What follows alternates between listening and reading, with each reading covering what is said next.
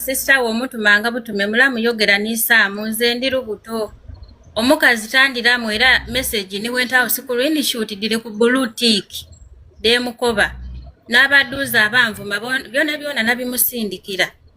Era yabiwuliriza nga yo bwe wakola yandeka ku blue tick. Abortion ya sente wanga ndidi njalo kwenda sente. Wanga nzi yobona kunze. Wakoba sister okwita jendi. Nze ndi mutoloso sister okwita jendi. Iwofu na lukina. Ndiri yadi abe idano wanga nzi da mama ye idinzi na vayo. Nakubera nzi bampa twansifa. Valo myezi mukaga. Tamoka kasanga wende dawo.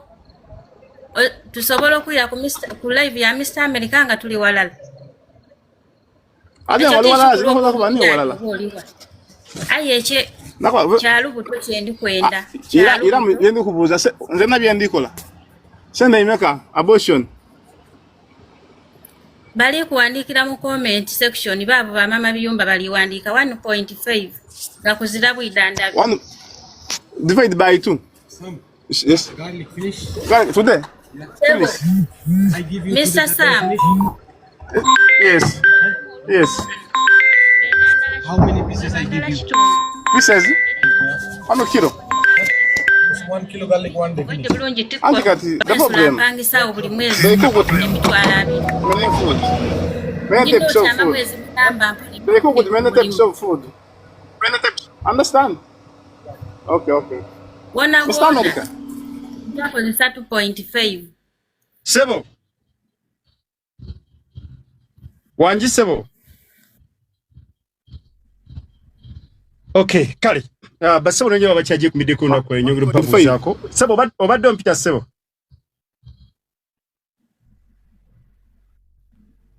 Yes, hello. Yes, Mr. Sam. Mayaga. Tetu chakulia papa. Because afazize chimala. Bebe wayenda yo waje otola namba yange mbo mukazi wanvume nga nechikukuza. Abortion ya 1.5 divide by 2. Ziba sende meka. Zembo ngazi nako ya amuri yako. Yogera sende divide by 2 sigara sende meka. Ndo alon 7 tanti bo chiri.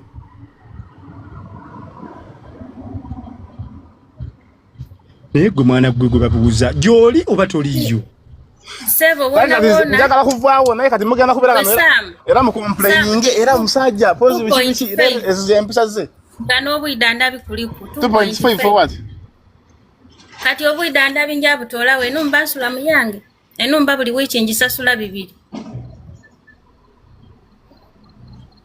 Kale 2.5 divide by 2. Asigaza sende imaka. 125. Dojo tola zina demba antole. Li. Kuba olubuto encho luli negaita niwe nga abiri na lala we nafuna olubuto encho ndi ku zebi. Buli jeru komo kweyongera we jeru koma. Jeru komo kweyongera. Odi leno. Kukola jakola chindu shiti. Naye gwali ovumyeku, naye gwali osindikira ku message because my sister wange. Oli kitegera. Necho wali postinze ku social media ngomvuma. Aka unda ndo wali ngire muku, wadi hackinga. Ngomvuma. Ngodiko so kuvumanze. Byojoso kokole obitereze, blo shintu kyaterera. Nze kashito obitereza, niyo sindikira invite sawe no ku TikTok. Ndakwida joining group, ndakwida joining ki. Live nsasule sente. Sebo tuli ku kyalo buto tuli ku bya sente nendo oyogerere wano olire. Teleza shendi kwenda, teleza shendi kwenda mali. Jo soko okobe sister wange bikamuvuma. Bikamuvuma bino paka bya munda. Bazo kumuvuma paka bya munda. Soko mwedo ndere. Kubanga so kuvuma ngukobere Mariam. So kumvumira sister wange. Nze. Kwana wasai bachi mudoga. Driver wansa.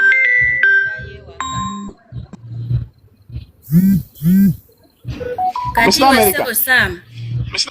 Gwe watuma nti Aida Nvume Mr. America. mbusimanyi Morini simanyi biki. One day, wankubirako esimu. I remember. Wankubirako esimu ku WhatsApp. Nategeeza nti yakutumye. Sam tukutulenze driver ali wansi ayenda kundizaayo waka. Anti yankugamba ekyo. Ndija difunali. Ne namba ya Mr. America nze alina eyange osobola omukoba nti oyo yaneta. Tereza byankukobye okashira bi no biterezo kwa munana olifunia sente nze nkuzira nkuwairena oba wiishi ndala ndi kwida paka ya mukamawo nze ndi mutolosi ezirawo ntya kutuuka. Ndi mutolosi ezirawo ntya kutuuka. Nenda sente kutola mu lubuto nga bwotasulanga kuninze bwe wakoba nti mujja mu muvume anko bali lubuto tinegaitanga kunayi. Ompere uli zeno ompere wiki sindala nzeze chenje. Okay.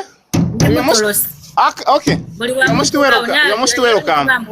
Adimba gati nze bintu bitimbika ngemisa bulu uli zeno mbigemisa bulungi kati aya koze sachi koze samani n'amateeka kubanga zembe nesaze mu buntu nkole shija maiso kati koze samani n'amateeka ibanga cy'ukwenda olubuto joli ko mambo no Zaswa kunkangira.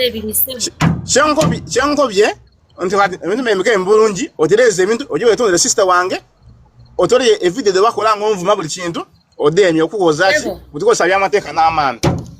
Ndikwe location wendi sawe nkulai ngwe location nda sister waide wano nzobo nimba nsobola okuida woli bakweta waida jendi kuba location njirina.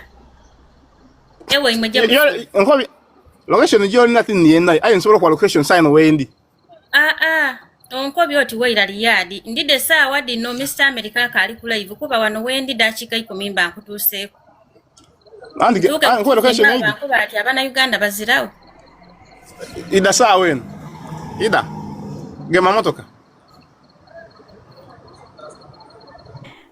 Mbabuuzaako abalungi mwasuze mutya mwasiibye mutya era nga nyongera okubaanirizaako wano ku Maggie Kyeyo Initiative YouTube channel tuyisawo nnyo ebikwatagana ku bankuba Kyeyo.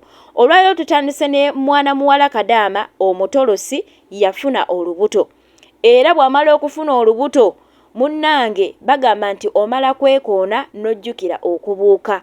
Olwalero ali mu kukanda boyfriend tumuyite boyfriend ono taba boyfriend kubanga mu story y'omwana muwala ono wabadde anyumya kiraga nti beegatta n'omulenzi ono just omulundi gumu kuba mugambye olunaku bwe luti lwe neebaka naawe era lwe nafuna olubuto kitegeeza ndowooza beegwako babeesangawo b'embeera zaali zitya ne bakimalira awo. Kaakato lwali lwajjukira oba lwatula okulaba ebibi ebiri mu kufuna olubuto nga toli mu nsi yo ate ng'oli mutolosi. Kati ajjukira ogamba nti kati njagala kujjamu lubuto. Naye bwe yali yeegatta bino teyasooka kubirowooza tiwaliyo okufuna olubuto ate siri ku family planning. Anyway ekyo sigenda kukyogerako nnyo. Naye nze main point yange gye njagala okwogerako eri wano nti waliyo abakyala abatoloka nga mu butuufu atoloka kutaasa bulamu nga solution yokka eriwo yakutoloka asobola otaasa obulamu ng'embeera gy'ayitamu mbi nga nange nyiiza obutagigumiikiriza. Naye ate ne kitulaga nti waliyo abakyala abatoloka bangi gye bali nga batoloka lwa kinyumo. Ayina mukwano gwali bweru n'amugamba ffeeno munnange twegatta twegattira ddala mwe muli mu biyumba eyo musubwa. Eno munnange tukuba endongo tugenda mu bibaala. Eno munnange tukola bwe tuti ne bwe tuti. Kati Kadaama oba omukyalo oyo n'atoloka nga waali tebamubonyaabonya bamusasula omusaala naye ng'atolose genda bweru kwegatta atolose kugenda bweru abenga akuba ku ndongo. Mukadde ako yeerabira kiki ekyamutwala. Kubanga we tuba tuvudde Uganda tulekayo abaami, tulekayo abaana, ne tulekayo obuliri bwaffe obulungi, ne tugenda ku kyey'okukola. Nga tusaddaaseeyo okwegatta nti teri kwegatta kuba gy'ogenda toyinayo mwami. Gy'ogenda okimanyi ogenda mu kyumba myaka 2 ogenda kuba teweegatta. Kati munno ali bweru akugamba ffeno twegatta tukuba endongo ng'ogamba nnina okutoloka ngende embeere ne life. Bwe tuba tuva e Uganda tusaddaako obulamu obulungi ne tubweresa okumala emyaka 2 n'ogamba kangende nsaddaako egyo n'emyaka 2 nkomewo ntereze obulamu. Kati olwaleero mwana muwala ono yafuna olubuto. Olwaleero lwajjukira oba lwalaba ebibi ebiva mu kwegatta era walaba ebibi nti singa ofuna olubuto waliwo obuzibu obutuukawo